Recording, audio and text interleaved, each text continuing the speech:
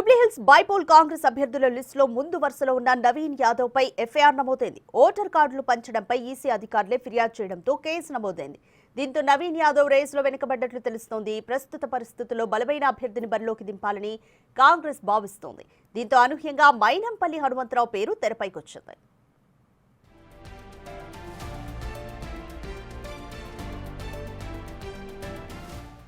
నవీన్ యాదవ్ ఎన్నికల కోడ్ను ఉల్లంఘిస్తూ ఓటర్లను ప్రలోభ పెట్టేందుకు జూబ్లీహిల్స్ నియోజకవర్గంలో కుట్టు మిషన్లను పంపిణీ చేశారు. మరోవైపు ఓటర్ కార్డులు పంచి వివాదంలో చిక్కుకున్నారు. దీంతో ఆయనపై చర్యలు తీసుకోవాలని ఎలక్షన్ కమిషన్పై ఒత్తిడి పెరుగుతోంది.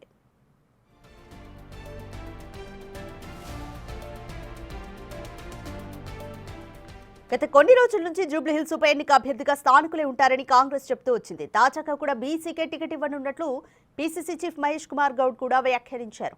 ఈ రెండు సమీకరణాల్లో నవీన్ యాదవ్ సెట్ అయినప్పటికీ ఎఫ్ఐఆర్ నమోదైన నేపథ్యంలో పార్టీ ఎలాంటి డెసిషన్ తీసుకుంటుంది అన్నది ఆసక్తిగా మారింది. ఇక బీసీ జాబితాలో మాజీ మేయర్ బొంతు రామ్మోహన్ కూడా ఉన్నారు. గత కొన్ని రోజుల నుంచి ఆయన పేరు విస్తృతంగా వినిపిస్తున్నప్పటికీ నిన్న తాను రేసులో లేనట్లుగా ప్రకటించారు.